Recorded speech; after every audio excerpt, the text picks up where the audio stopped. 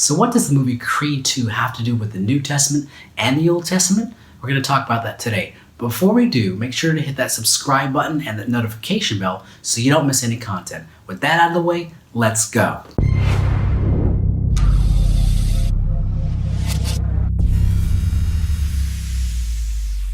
Welcome to the Puzzle Piece Exegete, where we put the pieces of scripture together one verse at a time. My name's Stephen Rodriguez, and today we're going to be talking about the movie Creed 2 and how it can help us to understand how the New Testament uses the Old Testament. And you're probably thinking to yourself, like, what are you talking about?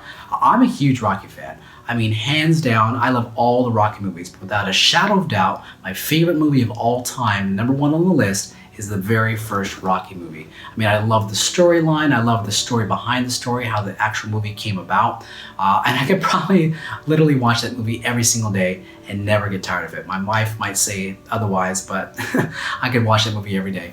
And Creed 2 finds itself nestled within this Rocky universe. And if you haven't seen Creed or Creed 2, it follows the story of Adonis Creed. Now, Adonis Creed was the son of Apollo Creed. Apollo Creed was the foe turned friend of Rocky in the first four Rocky movies.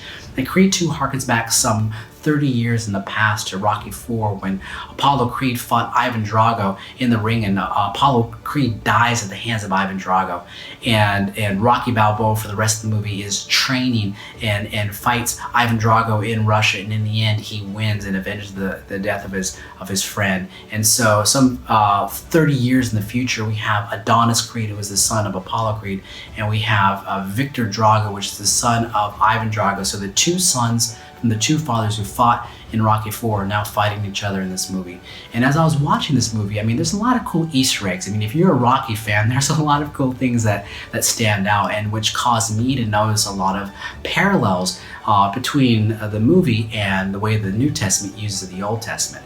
And primarily, there are three ways that the New Testament uses the Old Testament. There are quotations, there's allusions, and there's echoes. And I saw all three of these in the movie Creed 2. So how did I see these? Well, when Adonis was in the hospital, spoiler alert if you haven't seen it, sorry, but when Adonis was in the hospital, he was on his laptop and he was actually watching, in our universe, it was actual footage from Rocky 4. But in his universe, it was actually the real fight between his dad and Ivan Drago, and he's watching this. And as I was watching the movie, I was like, wow, that's a nice little piece that the producers put in there. You know, it's a nice little harkening back kind of within the mythos of Rocky within that universe. But that's the equivalent of a quotation in the New Testament of the Old Testament. A lot of times there were formulas, "it is written," or "to fulfill what the prophet says." As an example, in Matthew chapter 2, "out of Egypt I will call my son." That's a direct quotation from Hosea 11:1. And so in the New Testament, the way that the Old Testament's used, one of the ways is through direct quotations. And I saw that in the movie Creed when they use that actual footage from, like I said, from our universe, Rocky 4. From his universe, that was actually a live event. The second way is allusions. And where did I see this in Creed 2? Well, it's literally all over. Again, if you're in this Rocky universe and you have this event that happened right between Apollo Creed and Ivan Drago, it's going to come up in conversation. And we saw it all over this movie where he said that, you know, the fighter who fought your dad, who killed your dad, now you're fighting his son, you know, how are you going to respond to that, you know? And they kept on referencing it. And there were times in the movie where, you know, light bulbs will go off, little buzzwords would go off here. And when you had that particular event, it was so powerful within that particular world. Allusions could be made, not direct quotations, but allusions could be made to certain events, and you know exactly what was going on.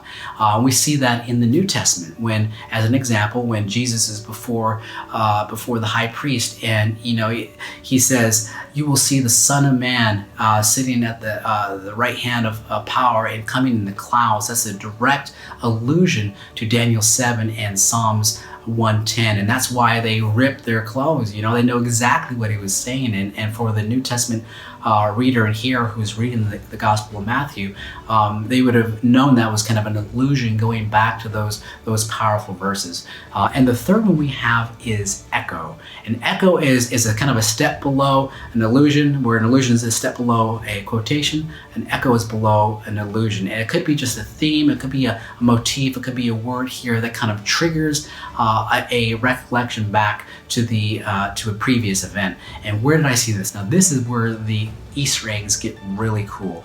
As a Rocky nerd as I am, again, spoiler alert if you haven't seen the movie, but so Adonis is champion, and he goes and he fights Victor Drago, and he wins via disqualification, but he pretty much loses badly.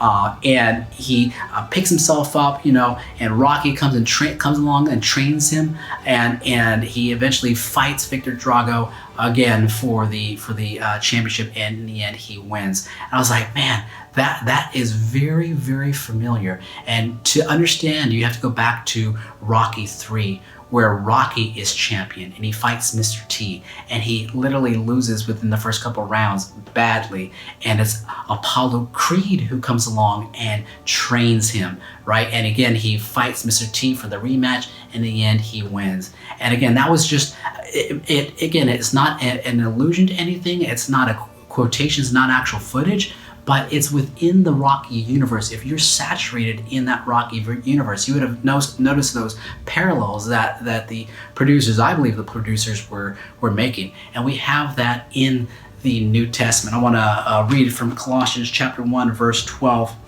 It says, giving thanks to the Father who has qualified you to share in the inheritance, keyword inheritance, of the saints in light. He has delivered us, keyword delivered us from the domain of darkness, and has transferred us to the kingdom of his beloved Son, in whom we have redemption, keyword redemption, for the forgiveness of sins. All of this language here is Exodus language, and it harkens back to the Exodus and how in Jesus we have the new Exodus. And so, again, these are three ways that I saw that Creed 2 kind of used the Rocky universe to kind of tell the greater story. And the same way in the New Testament, we have quotations, we have allusions, and we have echoes. And all ways that the New Testament is used in the Old Testament, because we have to understand that the Old Testament was the Bible for the early church, and it was all filtered through the lens of the risen Christ. And so this is one tool and tip I want to help you with to help in your studies of Scripture, and I thought it was cool to kind of bring Creed 2 into that. I thought it was,